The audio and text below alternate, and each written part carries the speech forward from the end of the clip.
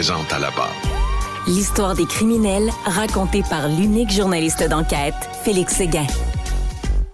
Alors, écoute, Félix, on a vu ça, ce reportage du bureau d'enquête, le documentaire, les dangers des cristaux guérisseurs, des cristaux qui viennent du Madagascar.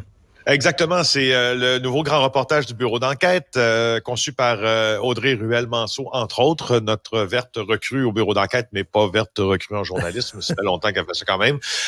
Écoute, elle a fait un bon voyage là parce que elle s'est intéressée d'abord sur le terme, mettons ça plus largement parlé, les affaires de croissance personnelle, Richard. Hein? Ça, c'est parce que les cristaux guérisseurs, pour moi, en tout cas, ça fait partie de ça. Tu sais, ces cristaux là, guérisseurs, là, ce sont ce qu'on nous propose là à très fort prix, des pierres là, tu sais, qui finalement là font on leur promet 1000 vertus à ces pierres-là, mais il semble qu'elles vont nous guérir d'à peu près tout. Ben oui. Et là, on a décidé d'aller voir où on s'approvisionnait de ces fameuses pierres pour faire ce que l'on appelle de la lithothérapie. C'est entre autres à Madagascar où Audrey s'est rendue. Alors, ça génère des milliards de dollars, ok, au nom de ce fameux bien-être.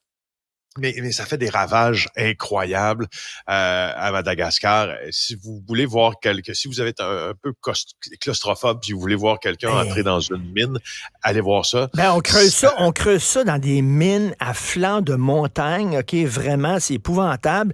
Et c'est à 12 heures de marche pour se rendre là. Est-ce que ça veut dire que votre journaliste a marché 12 heures dans la jungle pour se rendre à l'endroit où on prend ces pierres-là, ou elle a été déposée par avion ou hélicoptère? Là? J'ai regardé en fin de semaine partie du documentaire. Je crois, en tout cas, j'ai pas la réponse à ta question, mais je sais qu'elle l'a eu tough, par exemple. Ça, je peux te le dire. Oui, je peux te le dire, mais ultimement, c'est des zones, tu sais, c'est des zones assez. Ça commence par une boutique ésotérique, tout ça, mais finalement, tout ça est extrait de zones épouvantables. Tu sais, elles viennent soit de certains coins du Brésil, du Mexique, d'Afghanistan, de Madagascar, où on s'est rendu. Mais sauf que ça mentionne jamais l'étiquette sur les fameuses pierres, entre quelles mains elles ont pu passer. Et souvent, quand on remonte la chaîne de la traçabilité de ces pierres-là, ça passe entre les mains. D'abord, ces petites mains qui travaillent, ces enfants qui travaillent dans les mines de Madagascar, mais après, ça passe entre les mains des talibans souvent. De soldats corrompus qui exploitent eux-mêmes des enfants et puis des femmes.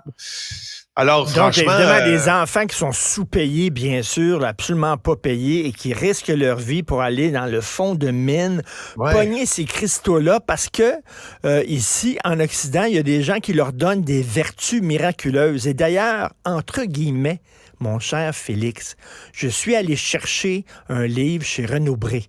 Puis je sais pas si tu as remarqué, mais dans les librairies de Renaud-Bré, il y a de moins en moins de livres puis de plus en plus de bébelles, OK? Oui.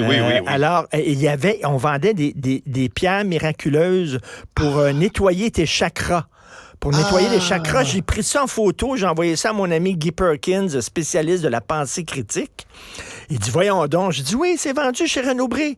Des pierres miraculeuses. Alors, je sais pas si ça vient de là, mais tu sais, c'est complètement ridicule. Ah non, je sais, avec c'est rendu qu'il y a des Legos maintenant. Là, tu sais,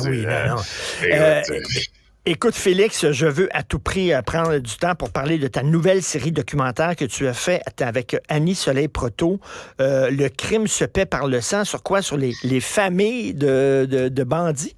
Oui, tu vas voir, c'est une approche assez nouvelle là, au Québec, cette affaire-là. Tu sais qu'il y a beaucoup de documentaires qui ont laissé la parole, qui ont donné une certaine parole à des gens dont les proches ont été assassinés, etc. Peu ou pas, par exemple, ont donné parole aux proches de membres du crime organisé. Alors, moi, à travers les années, j'ai recueilli plusieurs confidences post-mortem, malheureusement, de femmes, de criminels, de très haut rang, qui, une fois leur mari ou leur chum ou leur père, disons-le froidement, assassiné, manquaient un peu de réponse sur quels avaient pu être les derniers moments de leur vie, les derniers mois, puis pourquoi exactement avaient-ils été assassinés.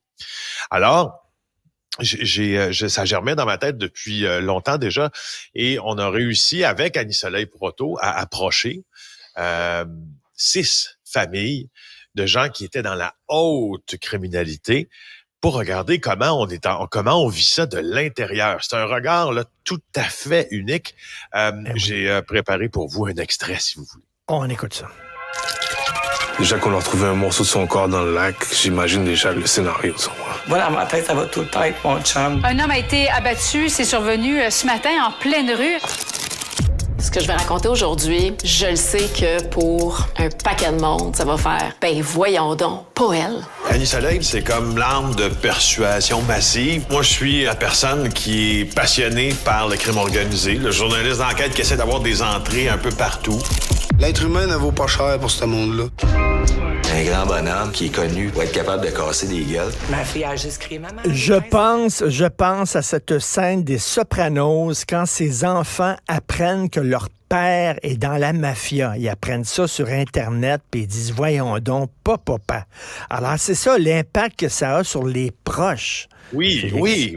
Ben puis détrompe-toi là, si tu penses que les proches sont toujours un peu aussi dans le gamique, comme on dit, puis sont un peu impliqués là-dedans.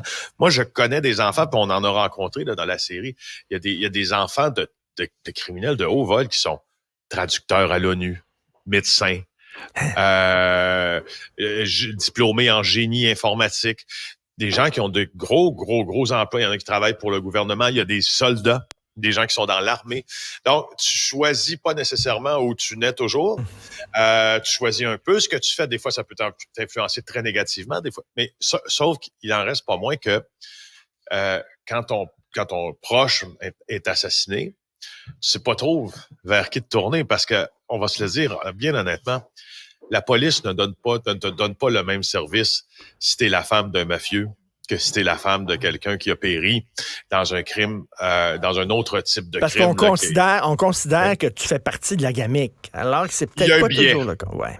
Il y a un biais. Alors, il y a ça dans cette série. Il y a aussi les révélations d'Annie-Soleil Proto, parce qu'Annie-Soleil, dans sa famille très proche, il y a des criminels très connus à Montréal. Elle en parle dans cette série-là. C'est quand même...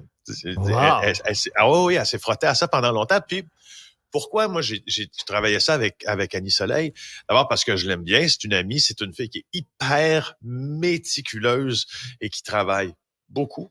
Mais, honnêtement, quand ces cas-là se sont présentés à moi, c'était principalement des femmes, n'est-ce pas, de criminels, parce que il y a plus d'hommes dans le crime organisé que de femmes, puis qui se confiaient à moi. Et il me manquait vraiment une clé de lecture. Tu sais, je voulais pas prétendre être capable, moi, d'aller chercher ce qui se passe vraiment dans la tête d'une femme dans cette situation-là. Annie-Soleil est beaucoup plus apte à faire ça que moi. Alors, c'est pour ça qu'on fait ça ensemble, entre autres. Ouais. Et t'allais les faire. Donc, on va voir des Carmela Soprano. Carmela Soprano, c'était sa femme. Elle était bien contente que Tony faisait beaucoup d'argent, mais elle posait pas trop de questions, mais elle savait comment l'argent rentrait. De temps en temps, elle disait, va donc cacher des armes dans le faux plafond. Elle allait cacher des armes dans le faux plafond, dans le garde-robe, tout ça. Écoute, ça va être vraiment le fun de voir ça de l'intérieur. C'est à partir du 3 octobre, donc à partir de demain. Oui, exactement. Puis vous allez aussi découvrir à partir de demain sur Vrai qu'il y a certains mafieux qui ont des grosses fixations sur les toutous et qu'il faut pas toucher à leur ourson en peluche parce que sinon, ça va mal. Pourquoi? Il y a des bijoux dans les toutous? Non, il n'y a pas de bijoux. Il y a vraiment un mafieux là, très, très violent que lui, il a une collection de toutous. Puis si tu... Don't fuck around. Tu comprends? Touche pas à son toutou, déplace pas son ourson en peluche. OK, c'est sur Vrai à partir de demain. Merci, Félix Séguin. Bonne journée. OK, salut. Merci, bye.